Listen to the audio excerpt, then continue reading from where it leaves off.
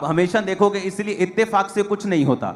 आप एक regular work करते हैं, कर्म करते हैं अपने विश्वास के अनुरूप कि परमेश्वर आपकी लाइफ के ऊपर काम करता है।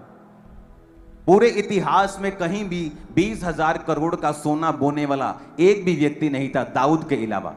और जब परमेश्वर का भवन उसने बनाना था तो उसको इतनी ज्यादा एक्साइटमेंट थी, उसको इतनी ज्यादा वो आग थी उसके अंदर कि उसने अपना सारा पर्सनल गोल्ड परमेश्वर को दे दिया था। और परमेश्वर ने जब उसने उसके बेटे ने बुद्धि मांगी तो परमेश्वर ने कहा बुद्धि भी दूंगा, लेकिन तेरे बाप का जो सीड मेरे पास आया हुआ है, क्योंकि उसने पैसा मांगा ही नहीं था। लेकिन ये परमेश्वर का वर्ड है कि जब आप कुछ भी करेंगे उसके वचन से, उसके विश्वास से, तो वो आपको वापिस करता है।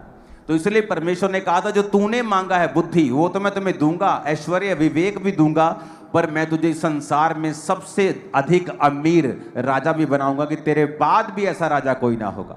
Reason, personal seed. तो इत्तेफाक से क्रिश्चियनिटी में कुछ नहीं होता।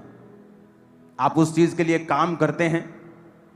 मोस्टली अमेरिका के जो बिलियनियर्स हैं, मिलियनियर्स हैं, उन्होंने उसके लिए काम किया है। बाइबल के वचनों को लिया जो प्रोस्पेरिटी से संबंधित थे।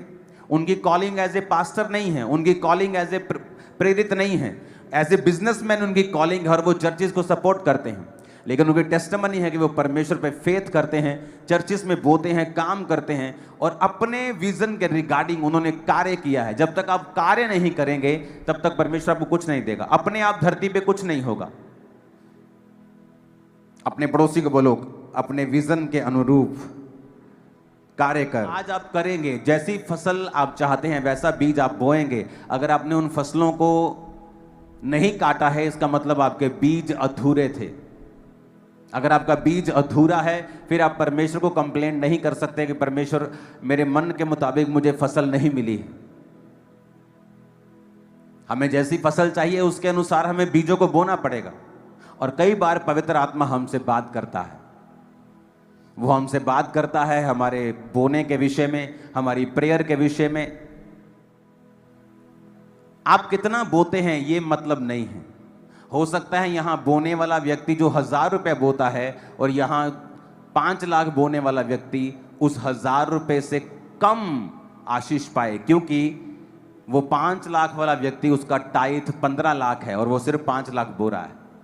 लेकिन उस 1,000 रुपए वाले का टाइथ 800 है, लेकिन वो 1,000 रुपए बो रहा है।